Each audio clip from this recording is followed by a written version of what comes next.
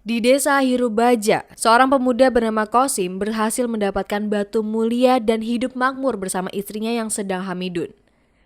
Sementara di tempat lain ada lagi seorang pemuda bernama Dorman yang mencari dan membongkar kuburan kakeknya seorang Portugis bernama Albert Dominic. Setelah ritualnya selesai, dia mendapatkan uang yang melimpah, tapi gak lama uangnya jadi daun.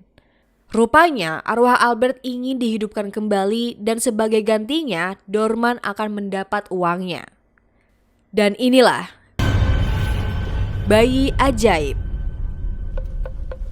Di hari yang cerah, seseorang menyuruh warga sekitar untuk segera pulang karena ada setan berkeliaran. Istrinya Kosim bernama Laras berkonsultasi dengan dukun beranak. Sementara Kosim sendiri bersama anak buahnya sedang menghajar salah satu warga bernama Pak Ujang yang terlilit hutang dengannya, lebih tepatnya memaksa Pak Ujang untuk menyerahkan tanah miliknya kepada Kosim.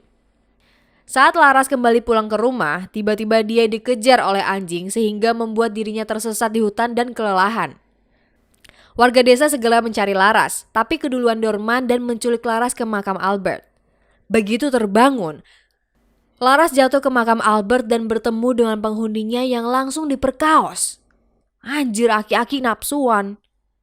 Setelah digenjot abis-abisan, Kosim mendengar rintihan Laras. Dia dan warga desa segera pergi ke sumber suara dan mendapati Laras berada di depan makam Albert dalam kondisi kesakitan karena mau melahirkan.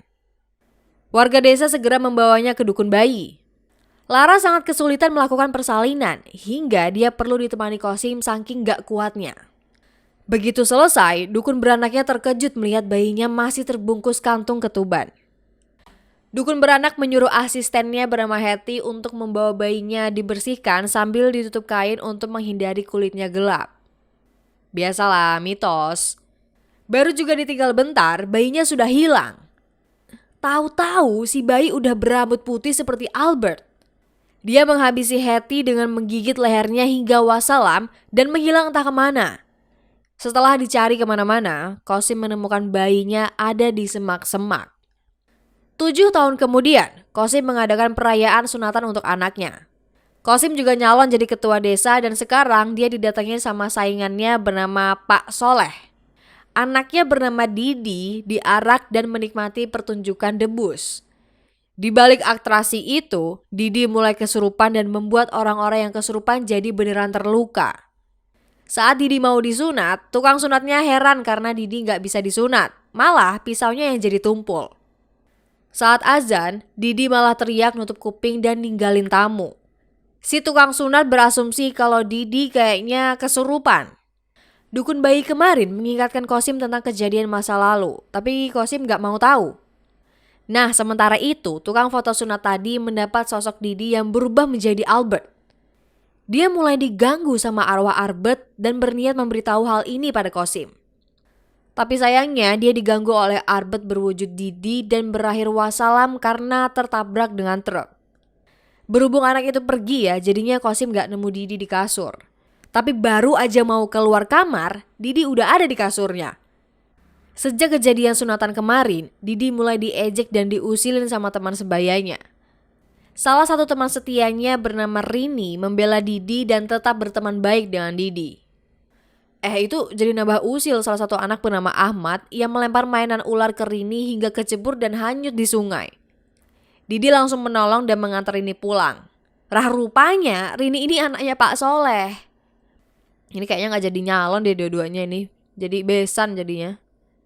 Didi diajak makan bersama sama keluarga Pak Soleh dan Ustadz Yasa. Rini memimpin doa makan dan Didi nantinya mimpin doa selesai makan. Tapi pas diajarin, Didi malah pergi dari rumah Pak Soleh dan ngasih pelajaran ke Ahmad. Ya sekedar didorong ke sungai sih, udah ya Cil, gak usah sampai bikin kakinya Ahmad patah juga dong anjir. Dengan tanpa dosa, Didi pulang ke rumah untuk bermain sepeda di halaman dekat kandang kambing. Lalu tak lama, Laras kedatangan tamu Rini dan ibunya bernama Yuni untuk mengembalikan pakaian Didi. Rini mau latihan sepeda lagi bareng Didi, sementara Yuni membujuk Laras untuk belajar agama. Tiba-tiba mereka dikagetkan dengan Kosim saat bersiap mau ikut pengajian. Rupanya kabar Ahmad sudah tersebar di telinga Kosim. Sebagai itikat baik, Laras dan Yuni memberikan makanan dan uang ganti rugi pada orang tua Ahmad. Ahmadnya sendiri ngigau kalau Didi berubah jadi setan. Sementara itu di rumah, Kosim mendapati salah satu kambingnya mati di tengah Rini dan Didi lagi asik main. Laras mulai mencurigai Didi, tapi Kosim menganggap itu cuma kecelakaan biasa. Kosim melanjut membahas elektabilitas dirinya di kampung dengan anak buahnya. Masalahnya, dia belum bisa mendapat suara penuh dari warga desa Wetan karena mereka lebih memilih Pak Soleh. Tiba-tiba Dorman datang dan menawarkan cara mudah untuk menang suara dengan ritual dukun, tapi Kosim menolak dengan keras. Tak lama salah satu warga desa berniat baik menawarkan bantuan pada Pak Kosim untuk mengobati Didi. Tapi Pak Kosim malah marah-marah dan mengusir warga itu dari rumahnya. Laras mencoba membacakan doa di dekat Didi apakah anaknya kerasukan atau tidak. Tapi belum juga dibaca, Didi memperlihatkan gambar keluarganya. Laras jadi tersentuh dan menghapus pikiran jeleknya tentang Didi. Dia juga memberitahu Kosim bahwa mereka bakal punya anak lagi. Orang yang tadi diusir Kosim bernasib malang. Dia diganggu oleh Didi dan dirasuki oleh Albert. Kepalanya dilubangi dan berakhir wassalam di sungai. Kosim tahu Didi hilang, sehingga dia bersembunyi di sudut kamar sampai Didi kembali pulang. Begitu anaknya kembali tidur, Kosim memeluk anaknya. Besoknya, Kosim dan Pak Soleh kampanye seperti biasa untuk meraih simpati warga. Dorman diam-diam memberi santet pada makanan yang hendak diberikan pada keluarga Soleh. Keluarga Pak Soleh dan Ustadz Yasa makan bareng dengan lauk pemberian Dorman. Ustadz Yasa merasa ada yang gak beres dengan makanannya, sehingga dia membacakan ayat kursi. Bener aja, makanannya berubah jadi lipan dan melatung dan langsung dibuang keluar. Dorman merasakan efek samping dari santetnya dan kembali menyerang Soleh lewat Didi. Rini kebangun karena jendelanya kebuka sendiri. Dia mencari-cari sekitar dan mendapati Didi lagi ada di rumahnya dan masuk ke kamar Pak Soleh. Rini melihat perubahan Didi menjadi Albert, lalu kembali ke wajah Didi yang memerah. Dengan polosnya Rini memegang tangan Didi, tapi sepertinya jiwa Didi sadar dan pergi ninggalin rumah Pak Soleh. Dorman marah karena santetnya gagal dan kesakitan karena ulah Albert. Rini menceritakan tentang Didi yang berubah menjadi tua. Ustadz Yasa tahu kalau yang dimaksud Rini adalah sosok Albert Dominic, seorang juragan kaya dan diktator keturunan Portugis yang dulu kerap menyiksa warga, memperkaos wanita, dan memakan otak monyet mentah. Kejahatannya membuat warga muak dan menghakimi Albert dengan memisahkan seluruh tubuhnya. Yang bisa memanggil arwah Albert adalah Dorman, dukun hitam yang memiliki keturunan haram dari Albert Dominic. Hari ini Didi bolos sekolah dan berniat menjaga ibu dan adiknya karena ada yang tidak suka kalau ibunya hamil. Laras heran dengan siapa yang dimaksud Didi, tapi anaknya gak mau jawab dan main sepeda dekat sumur. Tiba-tiba Didi jatuh ke sumur yang membuat Laras langsung menolong anaknya. Bukannya nolong, si Didi malah berubah menjadi Albert dan malah menarik Laras jatuh ke sumur. Sambil bertahan, Rini membaca doa untuk Didi yang membuat anaknya teriak. Kosim langsung menyusul ke belakang dan mendapati Didi yang matanya memutih dan Laras yang udah pingsan di dalam sumur. Kosim langsung menolong istrinya dan dibawa ke tempat aman. Kandungannya sih aman ya, tapi Laras meminta Kosim untuk menyelamatkan Didi dari gangguan hantu yang merasuki anak mereka. Sementara itu, anak buah Kosim rupanya bekerja sama dengan ibunya Ahmad untuk memeras Kosim dengan berbagai cara. Entah dengan mengancam aib Didi, hingga alasan soal pemilihan kepala desa. Mereka berniat memeras Kosim lagi, tapi saat melewati hujan, tiba-tiba Didi berwujud Albert datang menyerang dan menghabisi mereka semua. Mampus. Kosim segera mengerahkan anak buahnya untuk mencari Didi. Mereka menemukan Didi sudah mandi darah dan matanya memutih, membuat anak buah Kosim ketakutan. Lagi-lagi Dorman mengincar nyawa Pak Soleh menggunakan Didi. Pak Soleh sempat tertipu dan kepalanya mau dimakan Didi. Tapi untungnya Rini berhasil keluar rumah dan membantu menyadarkan Didi. Di tempat lain, Ustadz Yasa ngajakin Baiwan sama Dorman untuk menyadarkan teman seperguruannya. Begitu Dorman berhasil dikalahkan, Didi pingsan. Pak Soleh membawa Didi ke rumah Kosim, disusul dengan Ustadz Yasa dengan sepedanya.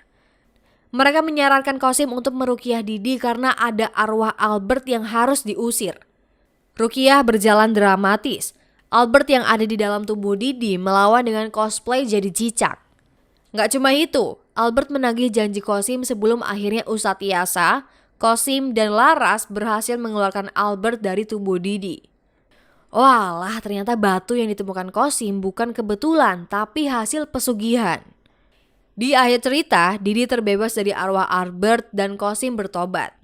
Lalu Dorman ditinggal kakek buyutnya dan jatuh di kuburan. Pak Soleh jadi kepala desa baru di desa Hirubaja, sementara Didi akhirnya bisa disunat dan Laras melahirkan anak keduanya. Tapi gak lama setelah itu, dukun bayinya terluka parah akibat Laras kerasukan arwah Albert. Rupanya arwah Albert terlanjur dibangkitkan. Sekarang dia masuk ke tubuh Laras dan menagih hutang kepada Qasim. Mau dibayar pakai anaknya yang baru lahir atau Didi. Jadi itulah film bayi ajaib yang menurut gue klise banget ya. Ya niatnya sih ngasih konsep baru, tapi ceritanya biasa aja. Bahkan agak kurang greget sih. Kalau menurut kalian gimana? Tulis pendapat dan request film dari kalian di kolom komentar. Terima kasih buat kalian yang sudah menonton. Bisa kali klik like-nya, subscribe yang belum, dan nantikan ada film lain dari kami. Pesan dari film ini adalah selalu ingat, harta tidak bisa dijadikan jaminan pelindung keluarga. Tapi akhlak dan tindakan yang diridhoi Allah SWT yang bisa melindungi dari godaan syaiton dan lainnya. Asik. Kesepian tanpa kekasih. Sekian, terima kasih. Sampai ketemu di pembahasan berikutnya. Bye-bye. Assalamualaikum.